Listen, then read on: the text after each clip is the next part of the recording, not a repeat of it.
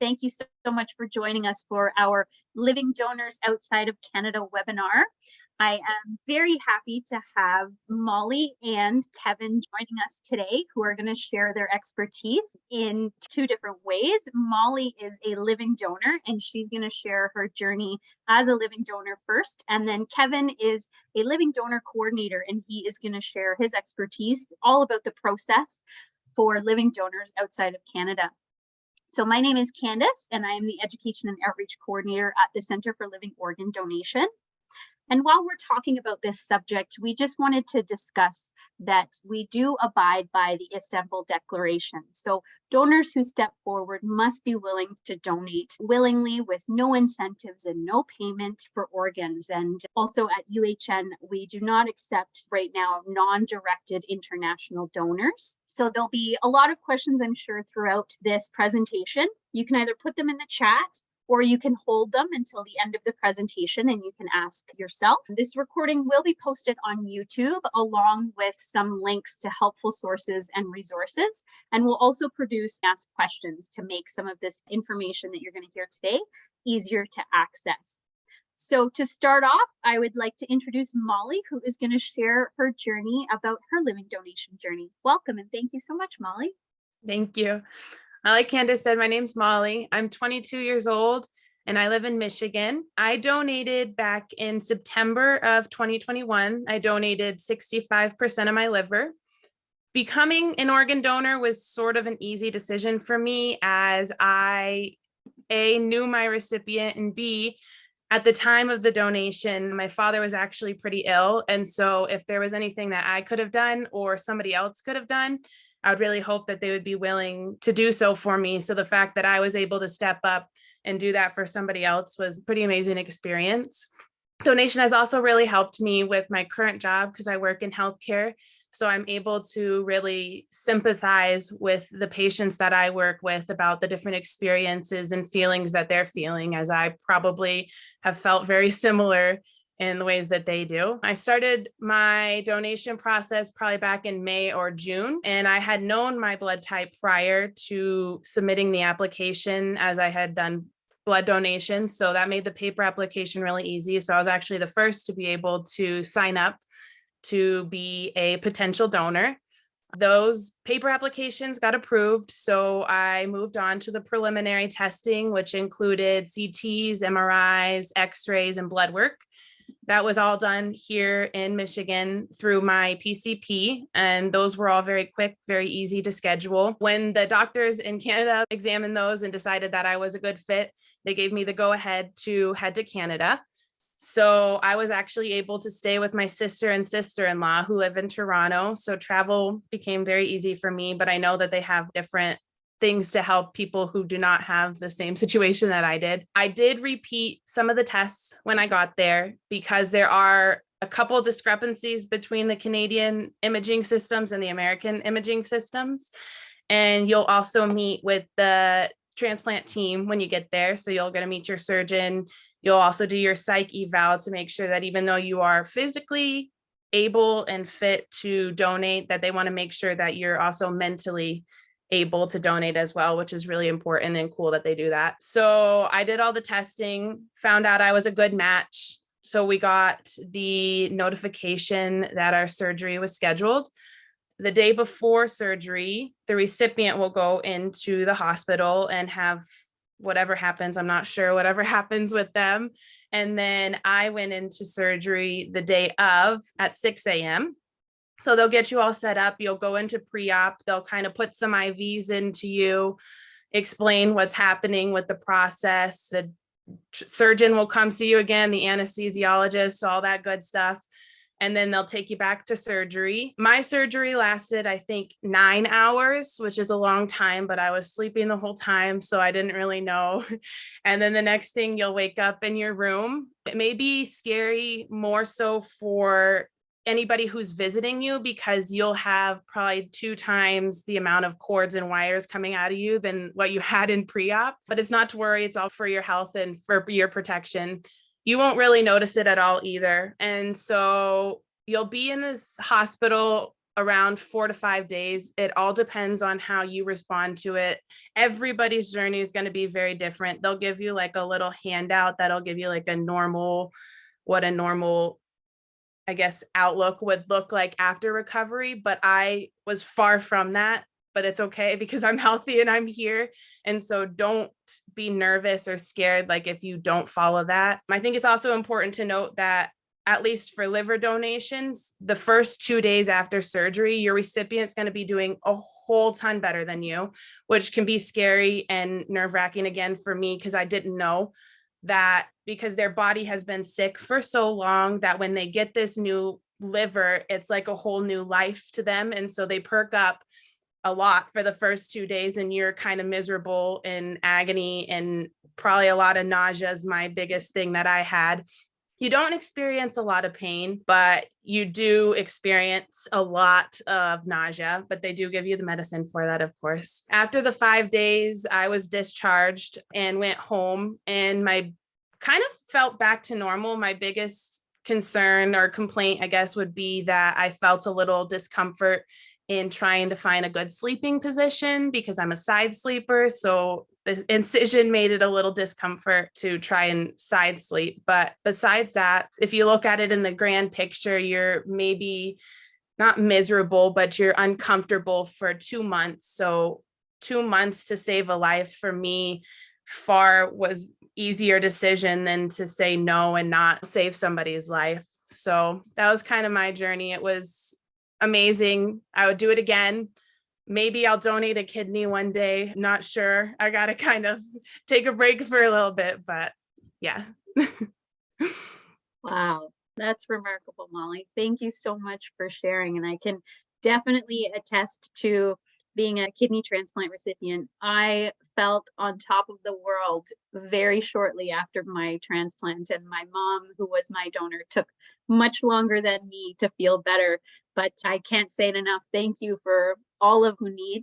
It's remarkable that people like you step forward to be living donors and give us our lives back. So thank you so much for doing that, and also for being here today to share your journey. And I'm sure if people have questions for you, that they can ask you about your personal journey at the end. So thank you so much, Molly. We really appreciate for everything that you've done.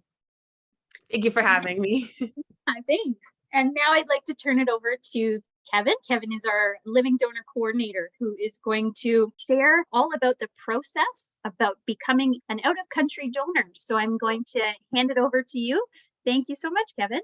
Well, as Candace said, I am one of the living donor coordinators here at Unity Health, which is now comprised of Providence, St. Joseph's, and St. Michael's. Our kidney transplant program is at St. Michael's Hospital, actually just across the street from the main hospital. So that's where we operate our business. So the discussion today is basically to look at the process for out-of-country donors. We pride ourselves in our hospital that we do have quite an active living donor program. Not all centers do this. They feel it's a lot of work for sometimes very little yield, but just purely for the demographics and different ethnicities and cultures that we have in our area, it's sometimes someone's only option. They don't have a family member here or a network of friends, and the only option they have is to have someone come from their native country.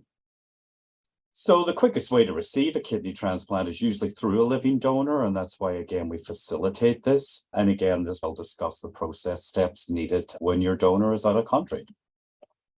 So the benefits are, again, you receive a transplant sooner. You also have a living donor as opposed to a deceased donor. And I always say living donation is the best option for many reasons. A, because of timing, and it can be scheduled and planned.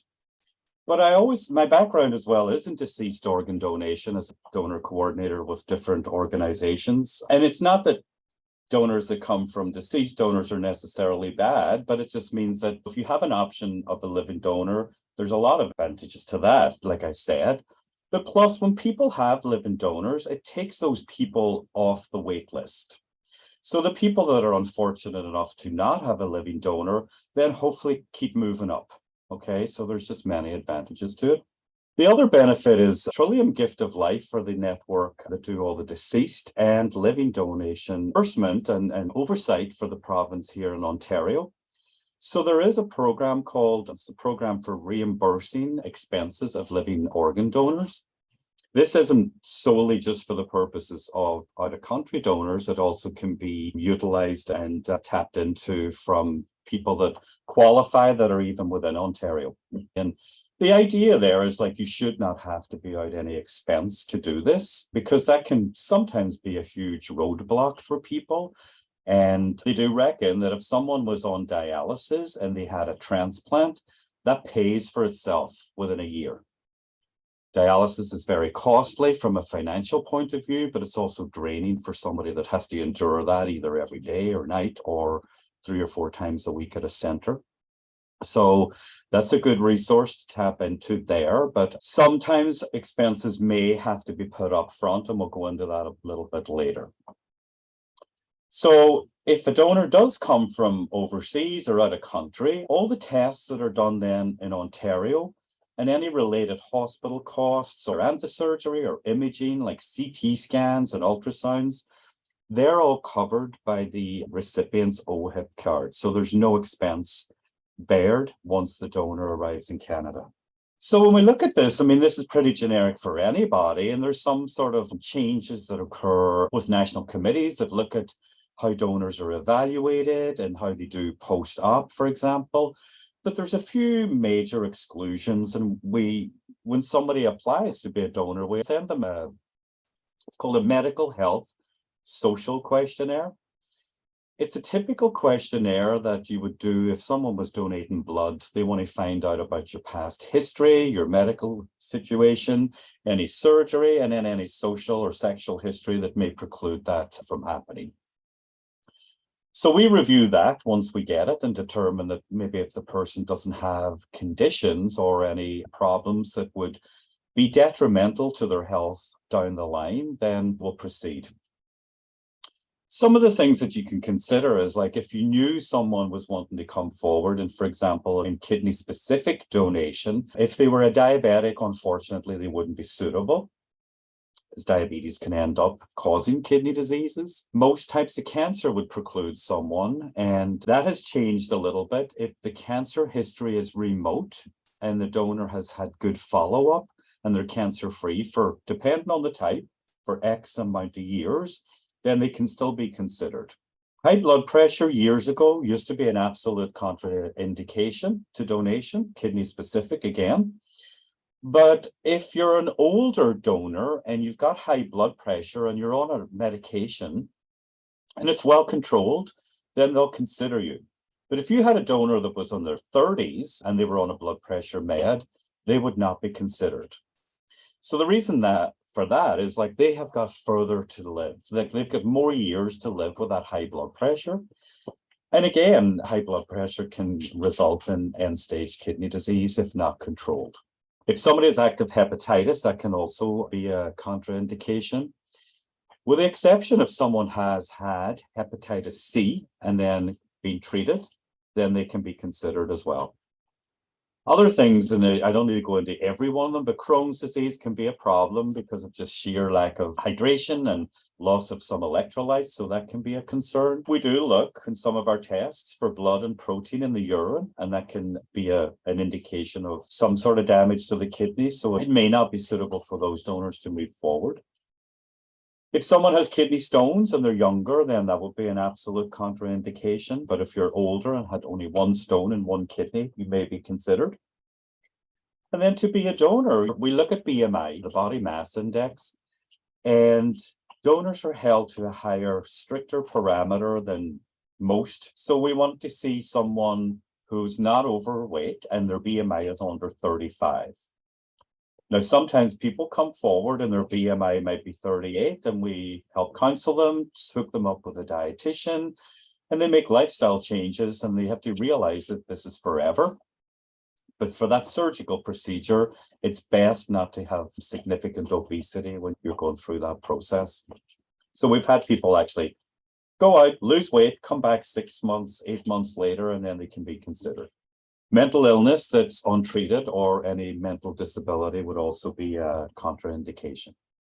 So this slide more or less speaks to some of the recipients who may be on this webinar thinking, I have a donor that's in my native country or someone, a family member, friend that is overseas. So ideally, the donor should be a compatible blood match. I actually changed this slide just last week because we used to say they needed to be, but I'll go into some options that we can provide. Other things to consider is tests done in the home country are not covered by Trillium Gift of Life's preload. So there's some expenses that need to be done in the person's country so that we can determine suitability. And then again, once they arrive in Canada, all those costs are covered.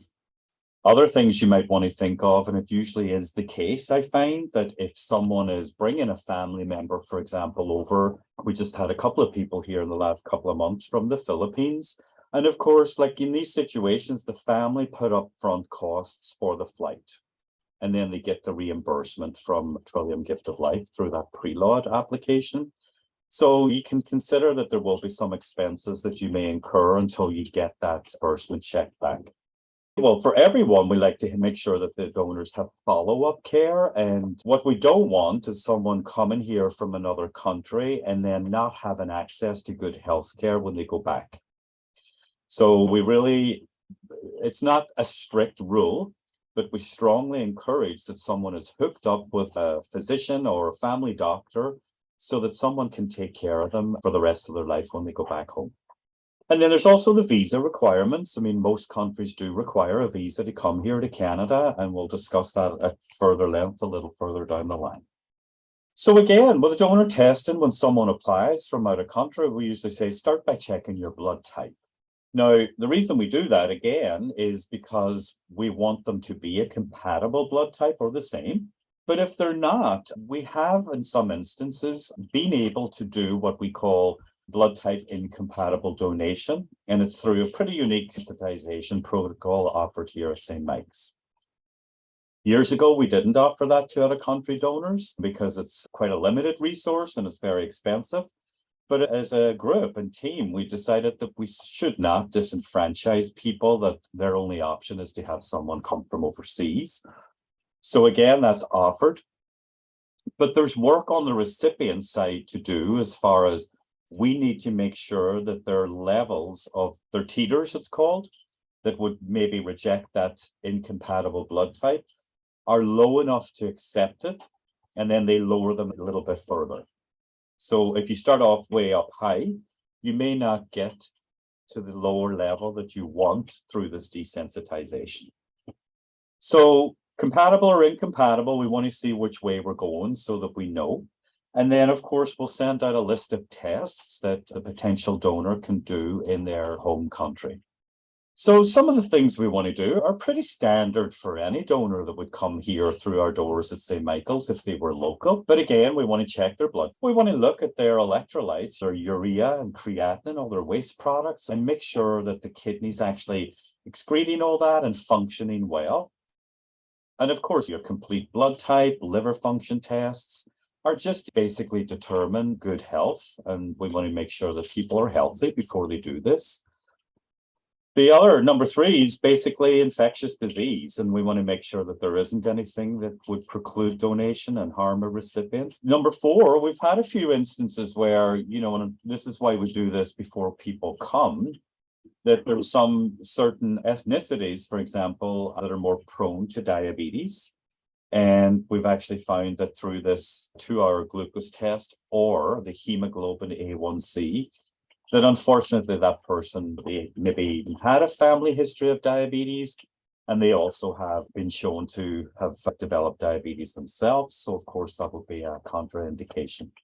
The last thing you want to do is have somebody go through all that work, money, expense, and then arrive here and then uncover something and then say, sorry, this isn't going to work, right? So I know this is a lot of upfront testing, but it's better than coming to the door here and then we do these tests and then you get disappointed that, you're not suitable. So some of the other ones are, again, more kidney specific, the urinalysis and the urine microalbumin to creatinine ratio. Let us see how well the kidney is doing and if there's any damage. The 2 24-hour urine collections are done as well, and that gives us an indication of how well that kidney is putting out waste products. And again, you should have really good kidney function, regardless of where you come from, in order to donate, because we hold your standard a little bit higher than the general population, because we want to make sure that you have adequate kidney function to give and enough to be left with. Okay. So that's why we do those tests. And then, of course, an abdominal ultrasound just looks at the abdomen and kidney to see if there's any potential diseases or things going on there with the liver, spleen. Chest x-ray, ECG are all standard sort of tests anyway. And then we always ask for blood pressure records. So again, like I said, we want to make sure that specifically in our younger population that maybe don't go to a doctor as often as maybe they would or should, and they could be walking around with high blood pressure and it just was never diagnosed. So again, the last thing you want to do is have somebody arrive here and then you find out that they're hypertensive and it wouldn't work out. 10 and 11 are specific to female donors, and that's the pap test and mammogram. Now, what I didn't add here is our protocol for any donor is men over the age of 50 and women over the age of 60 require heart tests. So we sort of take them to this level and see if everything's okay, and then try and see if they can facilitate that in their home country. Tests will be done here and some repeated at St. Mike's. So we have a record of tests that were actually done in Canada. And if we need to facilitate heart testing because it's not available or too costly in their home country, we always tell everybody, anyway, regardless, that you may pass this phase. And then when tests are repeated or done here, and it has happened, although it's rare, that we may uncover something and it still may not happen. Okay, so it's a real step-by-step process until we make sure we've left no stone uncovered.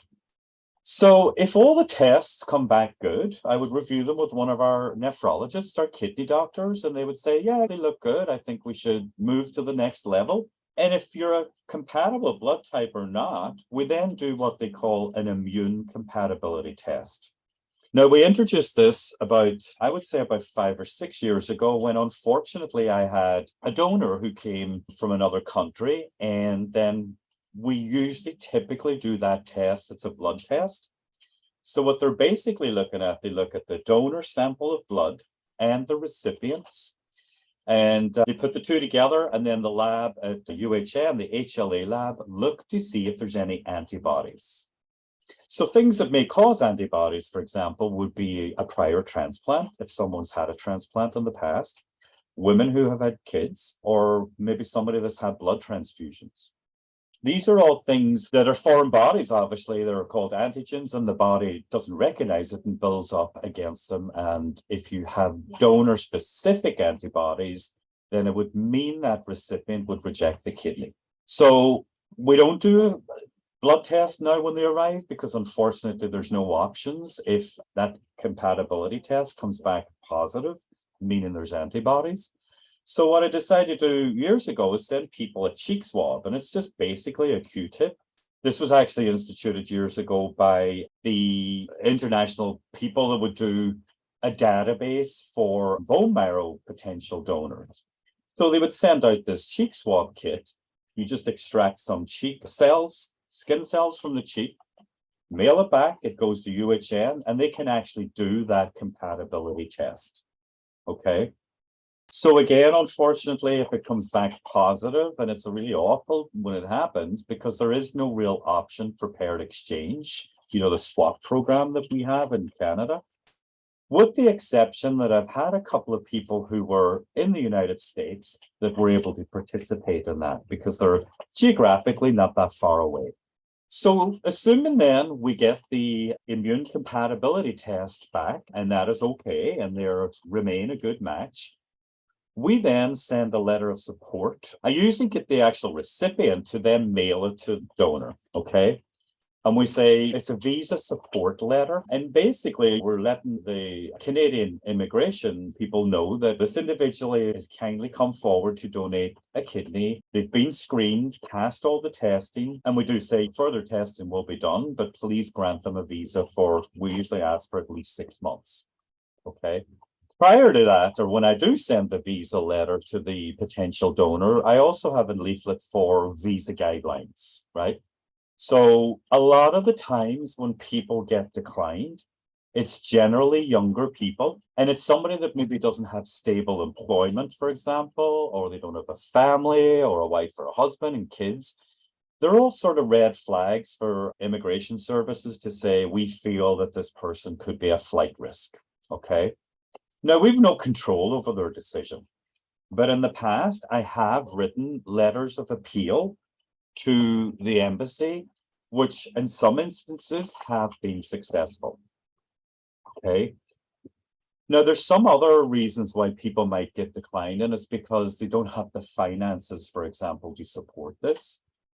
And in one instance, the way we got around that anyway is like we gave them the paperwork for preload, and the recipient agreed. And we do say this in the letter that the recipient's family usually hosts the person coming over.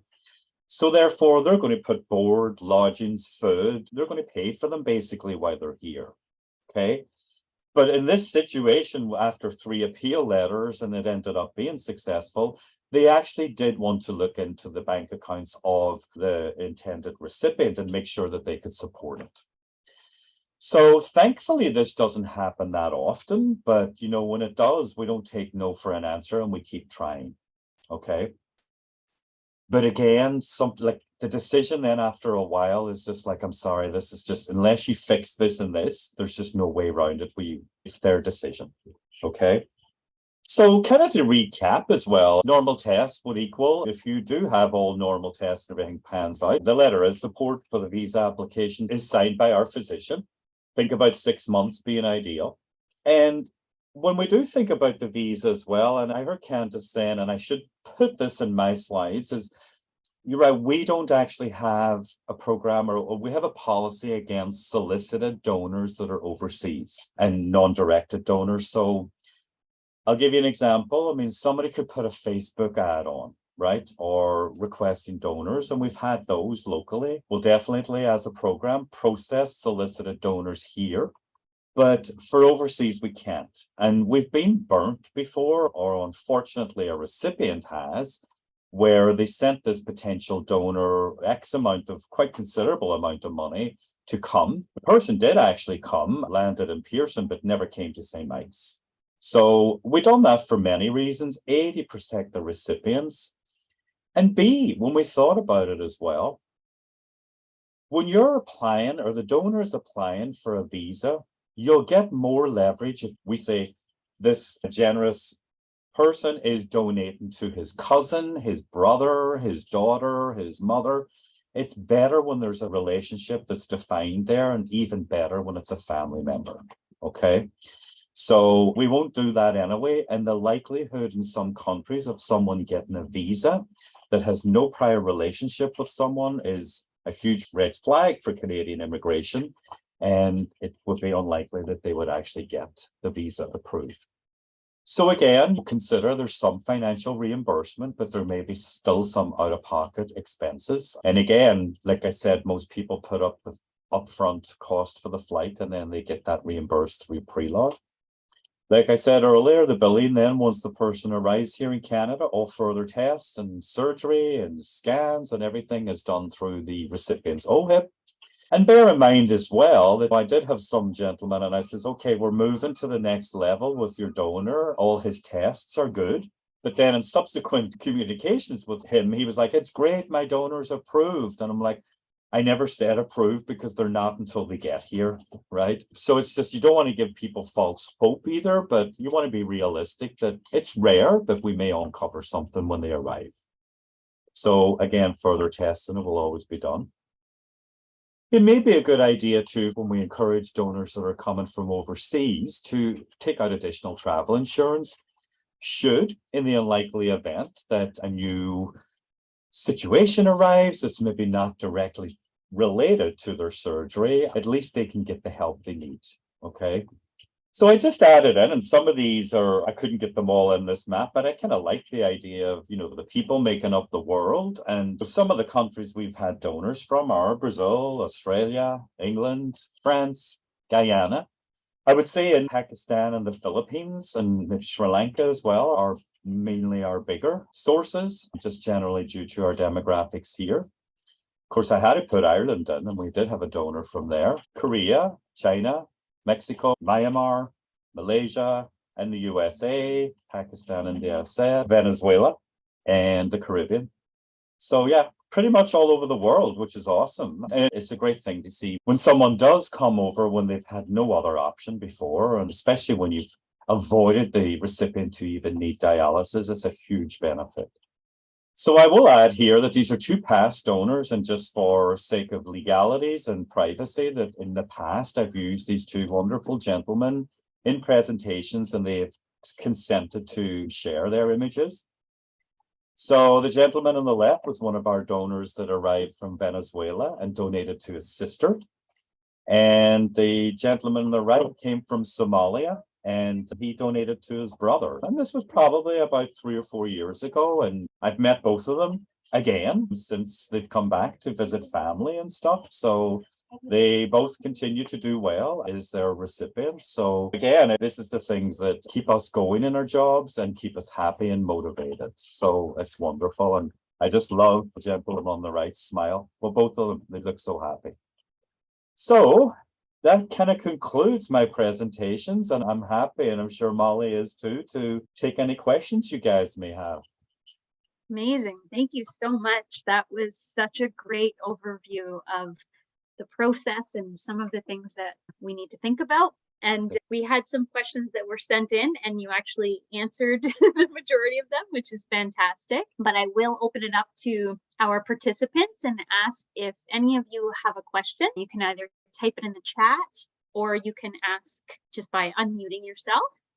And while we're waiting, I do have one question for you. So thinking about all of those places around the world that have come and thinking about different languages, do you have interpreters that are available to speak to people or to talk about the different medical documents, and how are those tests then translated so that when you receive them, you're able to keep them and look through them and make sure that they're on the right path? Sure, we do have a new system here now, and it actually is just within the last month, where there are these little wheelie, almost like an iPad on. We can say, I need to speak to someone in the Philippines, and we have a live interpreter there. Wow. Which is really great. And we can either do like a Zoom type thing or just like a phone call almost. Now, in saying that, I do find that's rare, and it can be problematic just with time differences. As for example, if I'm calling somebody in the Philippines, then it could be the middle of the night. Right. Years ago, Google Translate became my good friend. And I mean, I know that's not supported, and we don't do that now because things could be misinterpreted. Can use that system and our interpretation services to write. When I did use it years ago, and I always write the English and then the translated version, and this lovely woman who ended up being a donor wrote back and says, thank you for the information. It's so great to hear from you, Kevin, and I'll do this and this. And then she ended by saying, are you Filipino? So I sort of thought, well, at least that seemed to work well. She understood. Yeah. So it was kind of funny. But yeah, now ordinarily in a donor recipient type situation, we keep the donor and recipient evaluations very separate because you're advocating for the donor only, right? Now, there is times then when I've had to depend on the recipient, for example, for interpretation or for help, or I've requested better the recipient's family and just say, look, I need your help talking your cousin or whoever in India, for example, through what they need to do. Okay. But it's not, to be honest, I haven't found it a huge hindrance or problem. It's usually been really good. Good. What can be difficult is sometimes people have an access to internet or internet cafes. So they might say, I'll be there next week at X amount of time. And then if you send this, I'll probably go and print it out and stuff. That's great. And then one of the big questions we have is, if people go through all of these tests, they come and everything looks good, and then let's say last minute they're not able to donate, are they still covered for everything that they've done up until that point? Yeah, from a reimbursement Yeah. perspective, yeah, absolutely, yeah, because I mean it's happened before, and they had that noble and good intention of coming here and doing this, and unfortunately, and it could be a recipient related issue as well. Maybe the recipient developed something that unfortunately just made it unsafe to have a transplant. Trillium Gift of Life through the preload reimbursement program will cover that for sure. Amazing. That's fantastic. Yeah, I mean, I think we're really lucky in Canada because this is a huge benefit. It's a great benefit that people don't have to incur the expenses or go private, for example. And so that's why I encourage this. If you have somebody overseas, bring them on. Fantastic.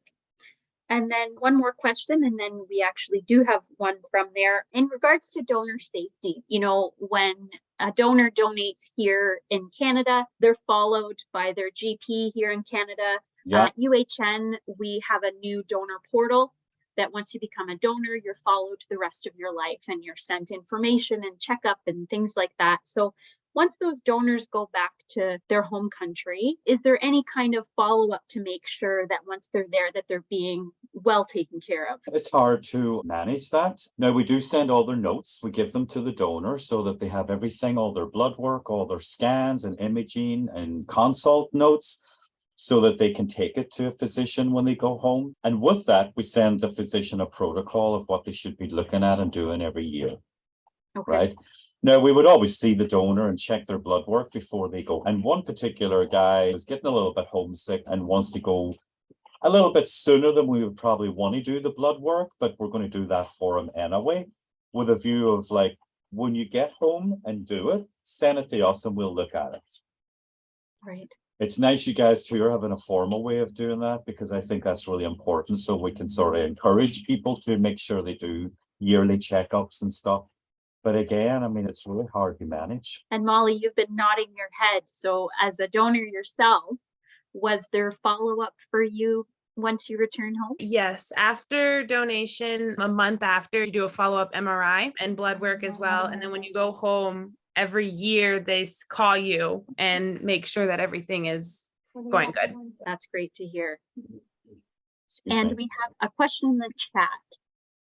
Do you wait to start the donor workup until the recipient is cleared? No, but what I didn't say when it comes to the visa, and I know this has caused a lot of anguish with a couple of families. So I'll answer that question first. No, we don't, because sometimes testing in overseas can take a long time. And maybe people actually had said that to me. I'm going to do this, but I just can't afford to do it right now. Right. Okay. So we do want to make sure the recipient is referred to our program, because there's no point incurring costs for someone overseas when the recipient isn't referred, but we'll do it before they're approved. Okay. Now, what we don't do is I will not send the visa support letter until the recipient is actually cleared and approved for transplant. And this was hard to understand for a couple of people, but I'll give you an example. Generally speaking, it takes a while as well for that process to happen, right? But I've had somebody get a visa in India in 2 weeks, but I would say in most countries, the process is going to be a month or two long. Okay. I used to always say to donors as well that were coming, please let me know, keep me up to date, how your visa application's going and when you get your visa and when you're planning to come, so I can plan ahead for some of your future visits. And then ordinarily, I would find people saying, on a Thursday, for example, I'm going to arrive on Saturday. And I'm like, why do people not tell me? And then when I ask someone, I realize what happens is they get that stamp on their visa or their passport, and then the clock starts ticking. Right. So they think, oh my God, I've only 6 months. And this might take a month or two when somebody arrives to set everything up, secure an operating, an OR date. So it was because basically they thought, well, I've got the visa, I should get over there. So if you can imagine that someone gets the visa, but they're still working on the recipient and they still have further tests, which then lead to further tests, and maybe that takes another 3 or 4 months. We've only 2 months left. Right. Do you know what I mean? So That's why I say, look, we'll do it once we know the recipient is fully cleared and approved for transplant. Right. That makes sense. Yeah. Okay. Just looking in the chat here. I think that was the only one so far. And then another question, thinking about the psychosocial assessment that is done on donors, is that also done in the home country, or is that done once they get to Canada? There was only been one situation where we had someone that had some minor mental health issues, and we just asked for notes from the psychiatrist that they were seeing, but we don't ask that there, but it's done here. Okay. Yeah. That sounds good. And are there any other questions in the chat here? I know we have a variety of different people who are on the call. We've got some healthcare professionals as well. So I'm wondering if there's any questions from that group too. I know you've answered quite a lot of different types of questions too. One other question actually that we did have would be, and you answered a lot of these throughout your presentation, but perhaps there's any more, why someone would be refused as a donor outside of those health requirements that you first listed there? Well, when we're interpreting results, like I think Molly said that too, that's why she had to do some repeat blood work when she arrived in Canada, because some of the parameters are, this could be millimoles per liter in this one, and that's deciliters per whatever. And so you can kind of see if things are off whack. But even I've asked one of our nephrologists, and they'd say, for example, that protein by their standards seems normal in their urine, but it's not for us. So, I mean, again, it's kind of rare that people do get declined, but there's some blood work then that maybe wasn't available in their home country, or things have changed since they started the process. And we hopefully try and expedite this for people, but maybe if it's a year ago, we need to have them repeat tests as well anyway, because we should have yearly updates. Some of the things that I can speak to are then somebody, unfortunately, their blood sugar checking for diabetes in their home country was always fine and within normal.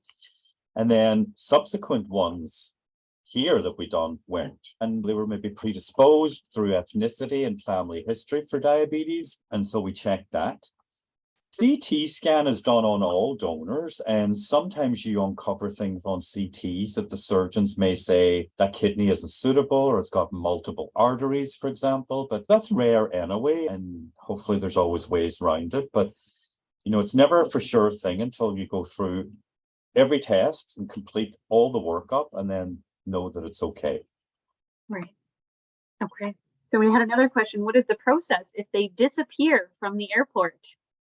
And it's happened. I guess none. And I think we consulted with our legal department to say, have we any obligation to quote unquote report this person that came here under false pretenses with a visa support letter that was supplied by us? And the answer was no, but that's rare, I think. And maybe it happened to me once, and then my former colleague, I think it happened to her, was a donor from out of country as well. So it's very rare, but it can happen. Right. Wow. Again, that's why we force the thing like no solicited donation and it must be a relative, and you know, you should know and have a prior relationship with this person. Wow. Disappointing for everybody involved, I'm sure. Yeah. Yeah. I mean, in that particular case, I know the authorities did catch up with that particular donor because they called our office one time about it, and wow. But we didn't instigate any of that, but it's just, yeah. And then another question, if both the recipient and the donor are outside of Canada, can they travel to Canada for a transplant if that's not available in their home country? For the recipients, I think now, maybe you would know this, but I think Ken would take what they call quote unquote private patients, but we don't at St. Michael's. Okay. So that has to be a recipient out of our program, a resident here. Because that's certainly been asked before, yeah. Yeah, here at UHN, if the transplant's not available in the recipient's home country, there are some centers that accept non-residents of Canada with a living donor via the International Patient Program. So these programs are offered on an emergency basis or for humanitarian purposes and delivered to ensure that there's no impact on access to transplant for Canadians. And there also may be a fee associated with the International Patient Program. And non-residents of Canada are not eligible to travel to Canada to receive a deceased donor transplant. So it must be a living donor transplant there. Yeah, makes sense. Yeah. So I don't think we have any more questions in the chat. I'm wondering, Molly, if you have any last words that you'd like to add as a donor? Can I ask you one question? My name is Binny. I'm one of the transplant coordinators at William Osler. Yes. I just asked that question, what if the donor disappear from the airport? It happened to one of my patients when I was working in home dialysis, maybe in 2013-14. When my patient went to get a donor, he disappeared from the airport. He couldn't get him, okay? So that's why I asked. So my question is that if I work in William Osler, so many of the patients said that there is a delay in doing this one, and they did all the workup at St. Mike's or PGH, and then there is delay in getting the donor. So they go to their country and get the transplant over there. And if they come back, what about the follow-up for the recipient? Of course, the donor will be at back home.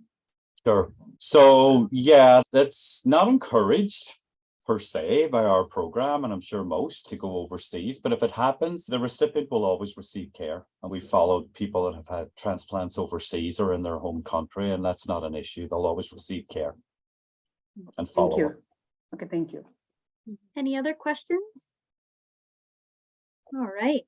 Well, I think I'll give one more word to our donor, Molly, because it's always great to hear from people who have lived experience. I did want to add that I am part of a Facebook group called Organ Transplant Recipients and Living Donors in Canada. So I was shown this page by my sister-in-law. And so it's kind of cool because it's all people who have both kidney and liver who have donated or are planning to donate, and you can just join the page and ask any questions. And so it's really cool because it is from people like me who have donated a lot of times, and they can give you insight on what to expect. Or like I've had a lot of questions post-transplant that I'll ask on there, and then I'll get insight from them saying, hey, like that doesn't seem normal, maybe talk to the doctor. Or like, oh no, I've had that happen to me. This is what I did to help, or I found this very helpful, so on and so forth. So if that's something you guys want to join, there's plenty of people on there that can answer and help out any questions that you have. Or if you want to reach out to me on there, I'm happy to answer any questions you guys have or concerns or anything like that. But like I said, it was a truly life-changing experience for me and for the recipient. And so if you guys can and are willing to, then I would definitely recommend donating. Amazing. Thank you so much. And peer support is so incredibly important. We also have the Transplant Ambassador Program that is in Ontario.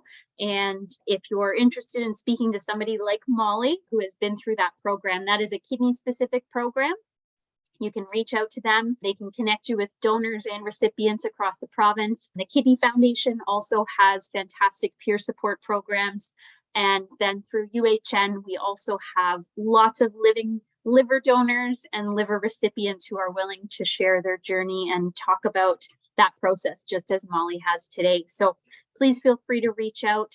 Thank you so much, Molly, for sharing your story and for giving that incredible gift of life. And Kevin, thank you so much for sharing your incredible insight and knowledge. It's great to be able to ask all of these questions, to hear from somebody who's been doing this for so long and so well and helping so many people. So thank you both so much. And thank you everyone for attending.